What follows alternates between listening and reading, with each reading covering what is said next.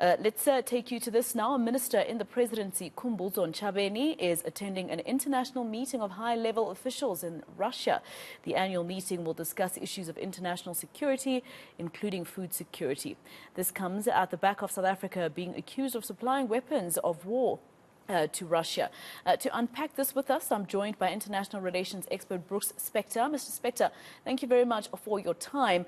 Just so soon after what was alleged by the U.S. ambassador to South Africa, Mr. Ruben Brigety, is it a good idea for the South African government to continue with this international trip to Russia? Good afternoon. Good to be with you. Put this particular visit into the context of a whole series of other actions, visits, and meetings, and it stands in something of a stark contrast to the South African government's expressment of being neutral in the conflict.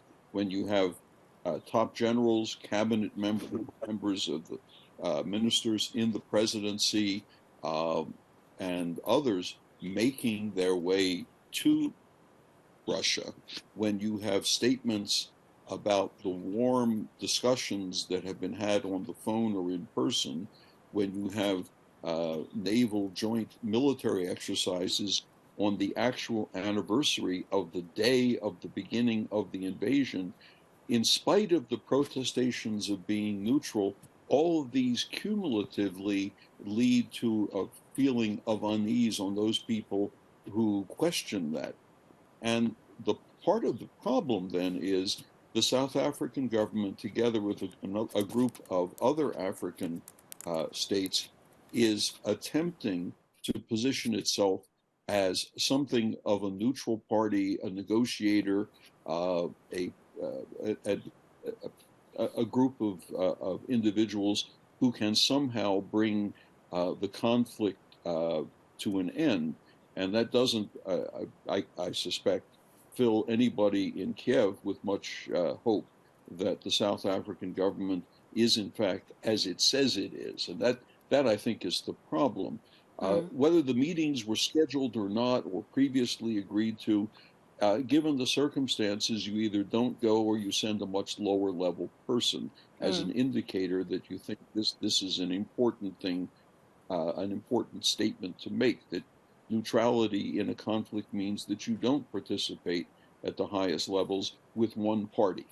Yeah, exactly. And I mean, is this going to possibly upset the West, which are our partners? At some point, the Rand started to dive after the allegations by Mr. Brigety. We saw the Rand going up to about 19 Rand 32 cents to the US dollar. So is this likely to upset the Western world, especially when you mentioned that this is a minister in the presidency? That's a very critical position. Well, I don't know whether it's going to upset the West much further than it already has, because of all the other things that we just mentioned. And I would offer a bit of a demur about the collapse of the Rand. Foreign currencies, or currencies in foreign exchange circumstances, don't collapse simply because somebody alleges something. The basics of the economy, as well as emotion, will govern foreign exchange. And as we know, today I'm fortunate, I'm sitting in my house with electricity, but many times in previous days we have not.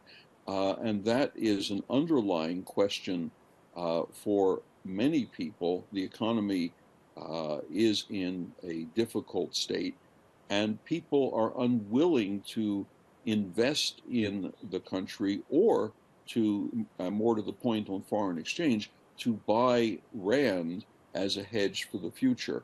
Now, what Ambassador Brigety said didn't help matters as far as the Rand was concerned, but it certainly wasn't the primary ignition for the downward trajectory of the currency. You'll note that nobody has said anything since, and the currency has yet to recover. Well, you know, the president and the presidency might come back and say, look, we are going there to discuss peacekeeping missions with Russia and Ukraine. This is something that was announced by the president last week or the week before. And they might say that's what we're going to discuss, because already at UN meetings, when South Africa decided to abstain in terms of sanctions that should be imposed on Russia, they were asked, or we were asked as a country, if we could use our basically our relationship with Russia to speak to the Russian president about the war on Ukraine. You know, would that not stand with the Western world, that maybe they're sending the minister and the presidency there to speak to the Russian president, or will that just be seen as something that is untrue? Well, as I saw the announcement, it said nothing in it about making representations to end the conflict, because, I mean, the easy way to end the conflict, although at this point is obviously uh, unlikely, is for the Russians to say, "We're sorry, we're leaving," and turn east with 200,000 troops, and then people can begin to discuss reparations for all the damage and death. But to make a trip to a what is termed a regularly scheduled high-level meeting with other security style officials doesn't really speak to the point of your question. The real point of the question would be to have people in both Kiev and Moscow making these representations jointly and simultaneously, perhaps. And that goes back to the statement of the small group of African nations who are Yeah. attempting to somehow yeah, interpose themselves as negotiators. Um, Remember, too, that when you have a conflict, whether it's on the ground like this or it's something else, you have to be able to talk honestly and directly to both sides of the conflict. You have to be able to Yeah. offer not only the sticks but also the carrots. And so far, I don't see much in the way of carrots or sticks being offered by this African delegation, although obviously hope springs eternal. Maybe, maybe they can pull a rabbit out of that mythical hat. But so far, at least, I don't get the feeling that they're going to be able to offer the Ukrainians the Yeah. kind of reassurance and the kind of actions that would help bring the conflict to a halt. And I wonder what we do then as a country, because we have expressed, or rather government has expressed, that we want to stay on neutral ground. But this visit will probably speak another message to the Western world and Ukraine, right? Especially looking at the fact that we've said that we will stay neutral. But thank you very much for your time here on eNCA. International Relations expert Brooke Spector.